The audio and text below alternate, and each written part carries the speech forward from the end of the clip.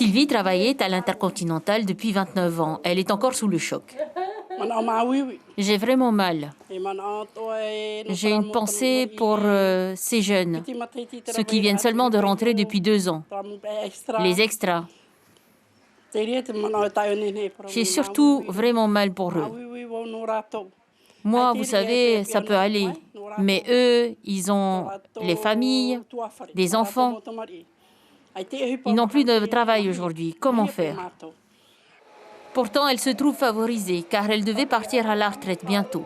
Mais elle sait que pour les jeunes recrues de l'hôtel, un difficile chemin s'ouvre devant eux. Cette voie plus qu'incertaine, les acteurs économiques de Apiti savent qu'ils devront la prendre, eux aussi, d'une certaine façon.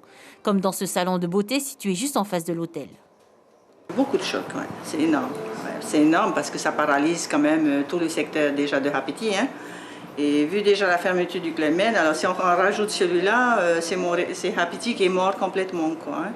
Et après, ben, nous, moi spécialement, le salon de coiffure, nous, on est impacté par le local qui ne va plus travailler. Donc, on n'aura plus les personnes ne vont pas pouvoir venir dépenser au salon. Hein. Donc, pour nous, c'est un impact énorme. Même crainte dans ce centre commercial situé face à l'ancien site du Club Med.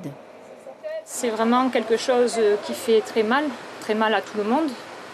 En priorité, évidemment, à ceux qui y travaillent, aux employés eux-mêmes qui vont être touchés les premiers.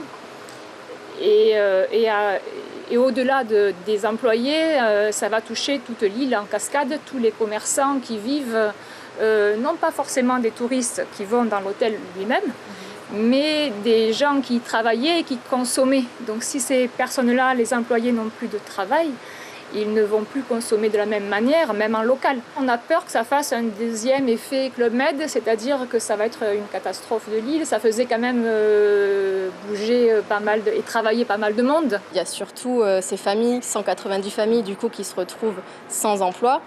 Et nous, ça nous affecte évidemment aussi, puisque ces personnes qui étaient employés à l'Interconti étaient nos clients aussi. Donc il y a à la fois un manque à gagner sur le plan touristique, c'est sûr, mais c'est surtout au niveau local que c'est le plus gênant parce que c'est des familles entières qui sont touchées. Parfois, les 2 personnes d'un même couple travaillent dans l'hôtel et ça va affecter tout le secteur, c'est sûr. Peut-être comme avant, j'espère pas. Ici, on ne parle pas encore de licenciement économique, mais après la fermeture du Club Med, beaucoup de commerces avaient dû le faire. Certains avaient même mis la clé sous la porte. Pour ces commerçants, l'avenir risque de s'assombrir.